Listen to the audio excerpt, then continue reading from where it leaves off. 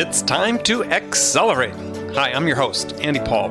Join me as I host conversations with the leading experts in sales, marketing, sales automation, sales process, leadership, management, training, coaching, any resource that I believe to help you accelerate the growth of your sales, your business, and most importantly, you.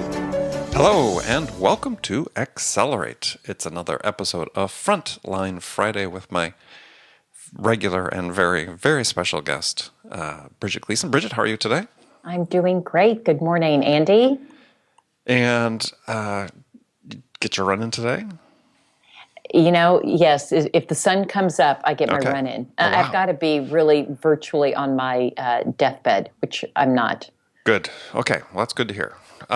So today I thought what we'd do is sort of jump right into talking about the topic's really sort of interesting. It's sort of thoughts came from a lot of different directions in terms of just everything we read about sales, things we've talked about sales, and as well as things that are happening externally in the world.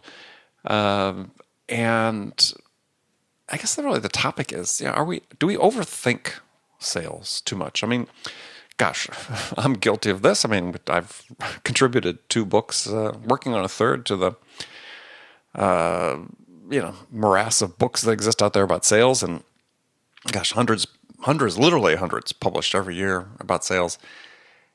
And it doesn't seem like we're really extending the discussion a lot in a lot of different directions. I mean, I know I sort of focus on trying to, but I mean, it's like we're still talking about a lot of the same old stuff. So, I mean, are we overthinking it? Are we making it more complicated than it needs to be? Such a good question. Here, my gut reaction to it is no. I don't think I don't believe that we're overthinking it.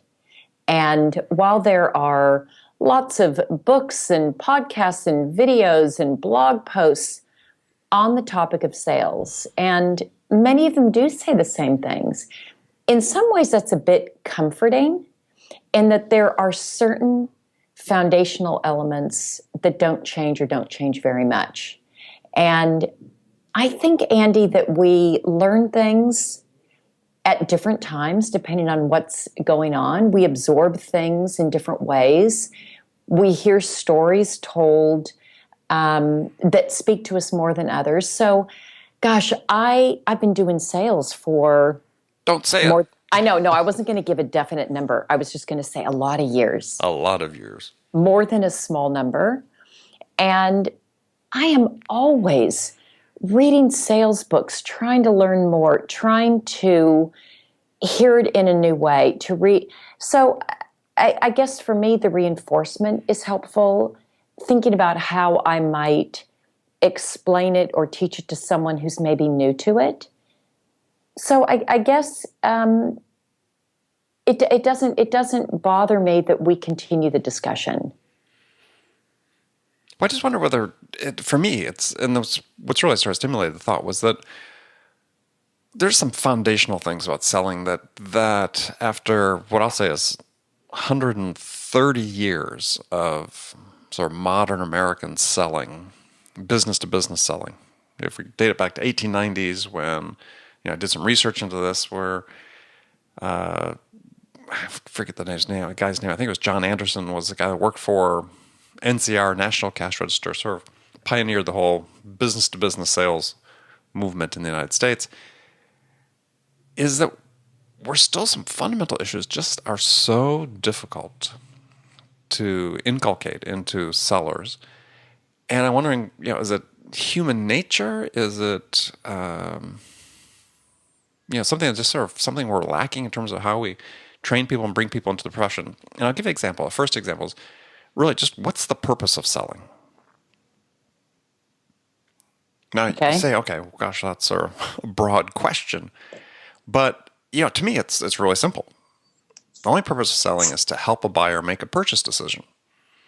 And so you as a salesperson, as everything that you do has to be geared toward meeting that end, being of service to your customer and helping them make a purchase decision. That's all it's about. It's not about the thing you're selling. It's about them. Now we keep going in these cycles where literature comes out and we emphasize, oh, we have to be customer centric. It's all about the customer. Michael Bosworth wrote his great book back in 2002, 2003. Now it's got new books talking about it. Well, hey, I mean, why should any sales rep still be confused about what the purpose of sales is? Do you think any sales rep is confused about what the purpose is? Oh, sure. I think they think it's about selling something as opposed to helping the customer.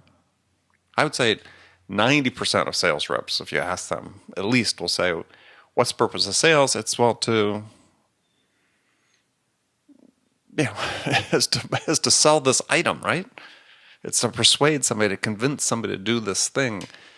And, you start thinking about, okay, well, what's some of the sales things that are still going on in the larger world right now as we talk? And one of them is, the political campaigns. It's part of what sort of stimulated this thought of mine. And, we've got, it's narrowed down at this point in time. They're recording it to, at least on the Republican side, to one candidate, and it seems to be close to being narrowed down on the Democratic side to one candidate. And yet we have one candidate who's a conventional politician, or on the Democratic side, more conventional politicians, and on the Republican side, somebody very unconventional and very unedited. God, I'll say that is such a nice way to put it, unedited. And yet being unedited is in saying the stuff that he thinks people want to hear, is being very effective. So, maybe talking trash, maybe it works. That's an example of, like, we always talk about, we can't say anything bad about our competitors and so on. But, hey, maybe that works. Maybe we overthink this. Maybe we're being artificially constrained, and I'm not saying it does necessarily work, but I'm just saying, is there a lesson out there? Because, gosh, a huge segment of the American public, including some people you have to assume are, very thoughtful and mindful about the decisions they make, find this very attractive. Well, I don't know that they find the unedited attractive. I think there's a difference between causation and correlation. So I don't know that they find the unedited attractive. I think that happens to be part of that package. So I guess because I don't know that I'm thinking, as you were talking, Andy, I'm thinking about circumstances both in sales and otherwise where there are individuals who have been unedited and they have a very different response.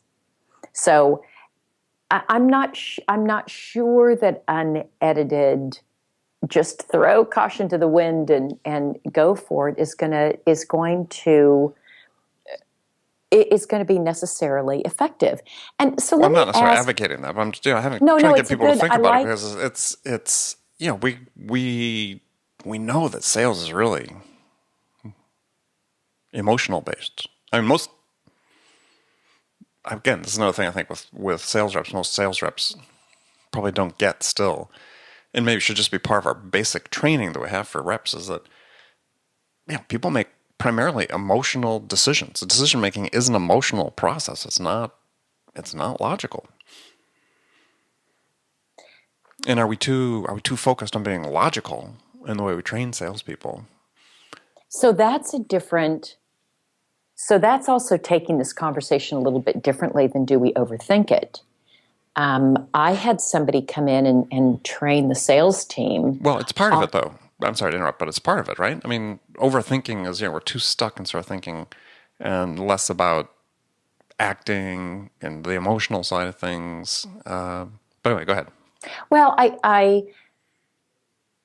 I would posit that we also need to think about the emotional side of selling. So I think that there is some deliberateness that's required to approach a sale, not only from the very tactical, reach out to them, give them these facts, identify their pain points, the kind of the traditional sales approach, to understanding that the reptilian brain is still very much alive and functioning, and has to do with a lot of our decision making. And if we're not aware of how that affects our interactions and our sales, then we're definitely missing a piece of the sales formula. And I think that piece of the conversation and the training is not widely spread. But I don't think people will get there just by intuiting it. Like, I don't think that's a natural skill that we have. I know I don't have it. That I really have had to learn a lot about the human brain and how people make decisions for me to approach sales in a different way. Yeah, So well, I don't know that it's that we're overthinking it. Maybe we just keep thinking about it in the same way that's not working. true. Well, and part of that could be, like I said, is to me the overthinking is being so bound up in process, and process is important again, but being so bound up in it and so bound up in the, sort of we think is sort of, the logical steps, one follow the next, that we're not really in the moment. We're really not doing the things that really focus on what the customer needs to be able to make a decision. And I would think, like, part of sales 101 should be like, we should have like an oath that's sworn, for sales reps, somewhat like the Hippocratic Oath for doctors. But it's, something like, they take a pledge, say that every action they're going to take will be only in service of helping the buyer to make a decision. And so if you put things in that context, then, some of the mindless ways that we continue to act in sales maybe start to dissipate a little bit. And if people really understood, and part of that too, and the sales 101, if they really understood how customers make decisions, how the emotions really drive it, as I say, people make emotional decisions for logical reasons. The emotional part drives it, and then we backfill with the logical nature, the logical rationalizations, if you will, for why we're making these decisions. And there's this fascinating study I came across when I was researching my last book about this neuroscientist. I think he was maybe Italian, I can't remember, but he made this discovery, which is he studied people that had damage in the part of the brain where emotions are generated. And he found that on the surface they seemed normal, except they weren't able to feel emotions. He said, but what they found, though, is they all had something sort of strange in common, which was they couldn't make decisions. So they could, like, in terms of what to eat, for instance, they could describe what they should be doing in logical terms, yet they couldn't even make simple decisions. It's like, should I have the chicken or the turkey? So they couldn't decide because they weren't able to feel emotions. We think, well, just picking what to eat, that's a logical decision, right? You're hungry, choose one or the other. Nah, couldn't do it. Fascinating. So you have to think about, okay, well, wow, what role emotions have in how we sell. And so what are the things that we're doing that, getting back to the overthinking, it's more about being so hyper rational and logical about what we're trying to accomplish instead of, as I say, being really service oriented. Service is really something that appeals to people's emotions. So, Andy, Yes. your next book. What's your next book going to be on then? I think really the question is how can we contribute to the body of knowledge in sales that isn't so much the tactical and the logical and the steps that you're describing, and can contribute more to the emotional and in service of, and how do we elevate and expand that corpus of information? Well, I think that's a great question, because I think one of the things that salespeople sort of miss is, in general, and it's hard because people are in structure, they're in an organization, the levels of management and so on. But in general, as an individual, when you're selling, there are certain things that you have absolute control over. how responsive you're going to be to your prospects, how thorough you're going to be, how proactive you're going to be in terms of delivering something of value to help them make decisions. There's a series of things. I actually have a presentation. I have 10 different areas where you as a sales rep can really control all 10 of these things. And if you do that, what happens is they all affect the customer's perceptions, emotional perceptions of you and your company and your offering. And if you can really focus on those, what you control, what you personally control, you go a long way toward appealing to people's emotions and them deciding that you're the person or the entity or the company they want to do business with. It sounds manipulative. It's not manipulative. You're just controlling your actions. So if I have a choice between, customer asks me a question, I have a choice between responding immediately or responding in 3 days. If I'm committed to saying, and I do it in my own business, I'm committed to being hyper responsive, that makes a difference. It makes a difference in people's perceptions of you. I mean, even IBM took this action as a company a couple years ago. The CEO, sends out a video message to the entire workforce saying, we're being hammered by our competitors and our customers, because we're not being responsive. So it's not being manipulative. It's controlling what you control to be able to help the customer move faster from point A of interest to B, making a decision. Yeah, and it's interesting, the motivation behind responsiveness. Because some would say the motivation behind responsiveness is you're going to get closer to the sale. But you have to respond faster, because if you don't respond faster, if you don't respond quickly, someone else is going to respond more quickly than you, and you're going to lose the opportunity for a deal. And I think what I hear you saying is it's the motivation behind it that we need to focus on, and the motivation being in service to the prospect or the customer or the individual. Yeah, because then you're being, you're working on shaping their perceptions of you, and that's emotional based. You have control over that. You don't have control over the product that you're selling. You're in sales. How much control do you have over the price or the features or anything in your product? Well, and actually, we don't have control over what somebody thinks about us, but we can certainly you contribute to that. We can contribute to it. So we can increase the odds in our favor by understanding certain things around human emotions and dynamics and that sort of thing, that we can tip the scale. But I think it would be incorrect to say that if I absolutely do X, then this person will respond Y, because that's not always the case. Oh, no, of course not. But the thing with everything in sales, you're dealing in probabilities, right? Definitely. And we just want to increase the odds. That's what it's all about. All you're doing is trying to increase the odds. Let's increase the odds. And because it's all about customers' perception of you, and the perceptions they're not logically based.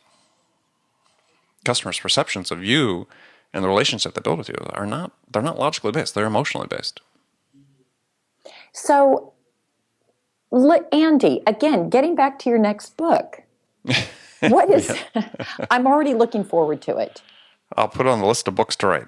Well, and what would be, let's say it's not your book, but what's the book that you want written? What's the book that you, and there are books out there, I know that contribute to this. They may not be labeled as sales books, that there are books that contribute, and I'm going to have to think about ones that I would say contribute most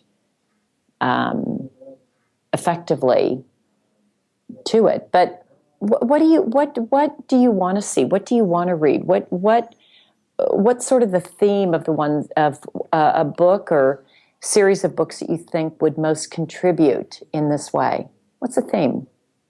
Well, I think the theme is somebody else, and this is not my expression, somebody else's expression is, they call it P2P selling, person to person selling. That's good. Because that's really It's what great. it's It what's, really is what it is. it's increasingly what's missing. We're so focused on the technology and the process and so on, but that at the end of the day, in most business to business sales environments, it's a human buying from a human. And we don't spend enough time focused on that basic dynamic. I mean, I've tried to in my first 2 books, very focused on that, but more people need to be in the conversation because it still seems to be the piece that is missing, consistently missing. Andy, I feel like I have a book in me somewhere, somehow, sometime. I don't know when that is. Well, don't wait. Okay. I'll try to find time in there. I think you're right. I think I like this notion of the emotional side, and I really like that, the P2P selling, because I think that really does encapsulate what sales is about. It is P2P, not B2B or B2C or C. It really is P2P, and I like thinking about it in that way. Because I think that's actually a more effective way of thinking about it. Well, I know you have some long plane trips coming up, so I do. it'd be a This chance is the for perfect you. time to do it. Yeah, especially if you have a power outlet at your seat. You can sit there and we'll work on this together. Okay, I'm in. All right, there we go. All right, well, good. Well, that's it for today. I want to thank you again for being my very, very special guest on Frontline Fridays. And we'll look forward to talking to everybody in the audience next Friday. Likewise. Have a great one. You too. Thanks for listening to the show. If you like what you heard and want to make sure you don't miss any upcoming episodes, please subscribe to this podcast on iTunes or Stitcher.com. For more information about today's guest, visit my website at andypaul.com.